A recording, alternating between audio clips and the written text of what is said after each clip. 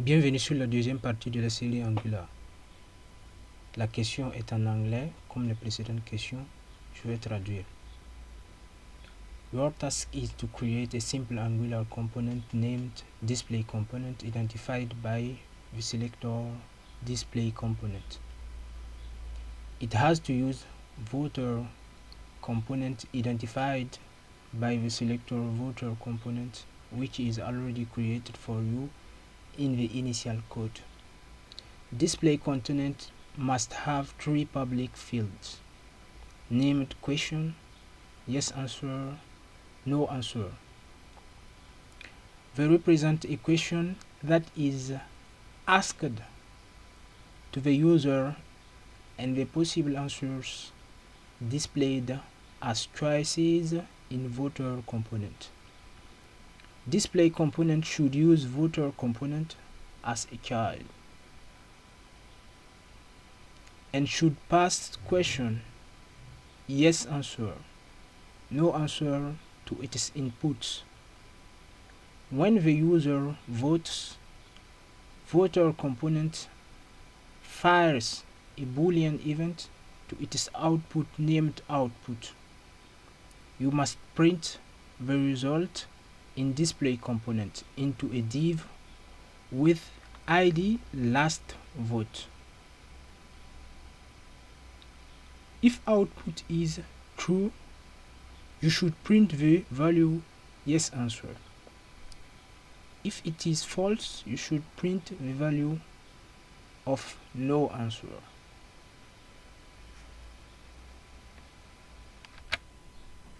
Donc traduction, on nous demande de créer ici un component, donc un composant nommé display component avec un sélecteur display-6 component. Ce composant display component doit utiliser un autre composant appelé voter component. Voter component a un sélecteur nommé voter-6 component. Et il nous précise ici que display component doit avoir trois propriétés, notamment question, yes answer, no answer. Donc, qui présente les réponses que l'utilisateur va choisir dans le composant voter component. Donc, les résultats doivent être affichés dans voter component en fonction du choix de l'utilisateur. Donc, on précise ici que display component utilise voter component comme composant, donc comme component fils, comme composant fils. Donc, il doit passer ces attributs, donc que nous avons précisé, question, yes answer, no answer, il doit les passer donc au composant voter component avec ses inputs. Donc, voter component a des inputs, donc qui sont aussi question, yes answer, no answer. Donc, quand l'utilisateur clique sur le bouton voter, il y a un événement booléen qui est exécuté. Donc, il y a un événement qui est déclenché. Donc, vers son identifiant, donc disons son attribut output. Donc, il y a un attribut output que voter component va avoir et qui sera un output et non pas input. Donc, qui va passer des informations de composant fils au composant parent. Donc, il prend les trois inputs, question, answer, no answer, et il retourne donc la réponse de l'utilisateur avec output. Donc, il y a des décorateurs à utiliser pour ces deux cas. Donc, ensuite, on nous dit les résultats doivent être affichés donc dans display component, donc dans un div qui a un identifiant nommé last vote. Donc, même si cet identifiant ne sera pas très utile, mais ça permet quand même d'identifier que c'est le div qui va retourner la réponse de l'utilisateur. Donc si output, si le résultat est vrai, donc on doit afficher yes answer. Si la réponse de l'utilisateur est no, on doit afficher no answer. Donc nous allons voir le code fourni donc par la question, et ensuite nous allons voir comment nous allons implémenter nous-mêmes dans notre environnement de travail. Donc voyons les codes. Donc ici je précise que il y a en fait les composants cités dans la question qui sont regroupés dans un même fichier TypeScript. Donc le code Angular c'est du TypeScript, même si on peut ajouter du JavaScript à l'intérieur du TypeScript. Donc ici c'est du TypeScript. Donc notamment un fichier TypeScript qui contient donc plusieurs classes TypeScript. Donc c'est possible. C'est comme en JavaScript, nous pouvons avoir un fichier JS.js qui contient voilà, des multitudes de classes séparées. Donc nous avons un fichier TypeScript qui contient plusieurs classes TypeScript. Donc notamment les classes ici. Donc les classes qui font référence à un composant. Donc ici nous avons tout d'abord, donc je précise que c'est du Angular 15 et plus. Donc le code ici fait donc office de Angular 15 donc et plus. Ici nous voyons que nous avons import, donc nous importons component input ng-module output event emitter. Donc c'est ça qui va nous permettre de déclencher l'événement. Donc output c'est pour la variable qui va recevoir le output, le retour de l'événement. Le input c'est pour passer donc des données du parent vers le fils, et le output c'est pour passer de le fils au parent. À partir de preview aussi, nous pouvons faire un fichier à part. Donc preview c'est ici pour afficher le résultat, et précisément ici nous avons utilisé app.component, donc le projet pour afficher, passer en fait ce sélecteur pour afficher voilà tout le résultat.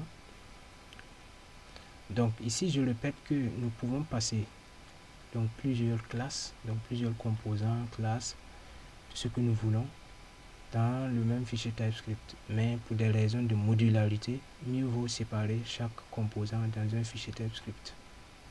Et même possible de séparer les templates donc dans des fichiers HTML séparés. Donc ici nous pouvons voir voilà voter component, donc qui a des inputs, donc notamment les 3 inputs et un output. Donc les inputs c'est pour recevoir les données de display component, et le output c'est pour passer des données au component display component, et event emitter c'est pour permettre de déclencher l'événement, et l'événement bien sûr output. Donc nous allons passer au code. Vous allez voir que nous n'avons pas regroupé tout ça, donc tout ça dans un même fichier. Nous avons séparé pour avoir plus de lisibilité, vous allez voir.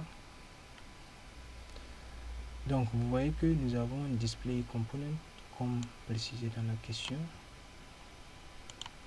Donc nous avons le sélecteur ici, voilà. Ensuite nous avons donc ce qui nous a été déjà donné dans la question, donc nous les avons ici. Donc ensuite il y a ce que nous avons ajouté pour répondre à la question. Donc nous avons voilà ce binding. Donc ce binding permet de faire l'affectation des données au input, donc au input défini dans notre voter component ici. Donc ce binding va permettre de passer donc ces informations à ce input qui se trouve dans le voter component, et pareil pour ici, pareil pour ici. Maintenant le output, c'est pour envoyer maintenant l'information vers, donc c'est pour recevoir ici l'information qui est envoyée depuis là, donc qui est envoyée depuis output ici avec cet événement.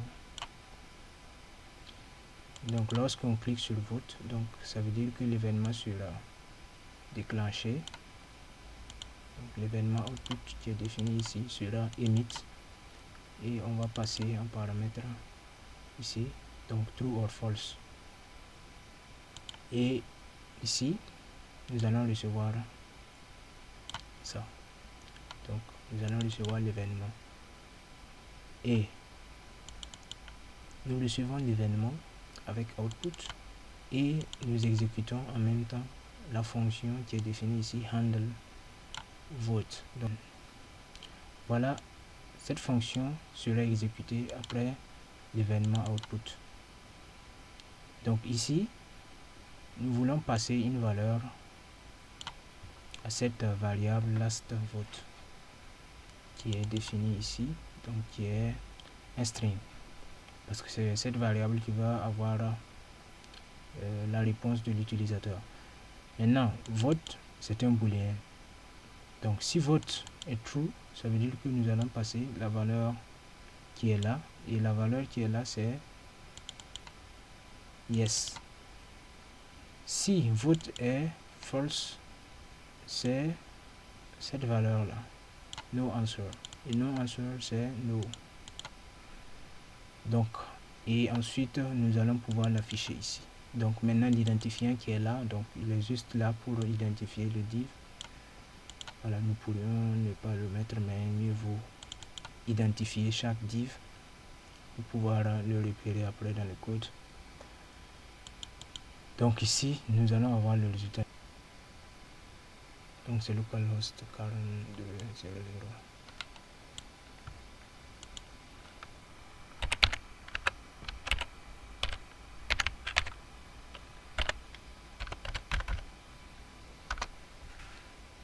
Et voilà, donc ici nous avons too easy, donc c'est une question, l'utilisateur va dire yes, et c'est yes qui sera affiché. Si l'utilisateur dit no, c'est no qui sera affiché. Yes, donc c'est yes qui est affiché. No, c'est no qui est affiché. Donc nous allons passer à la question suivante.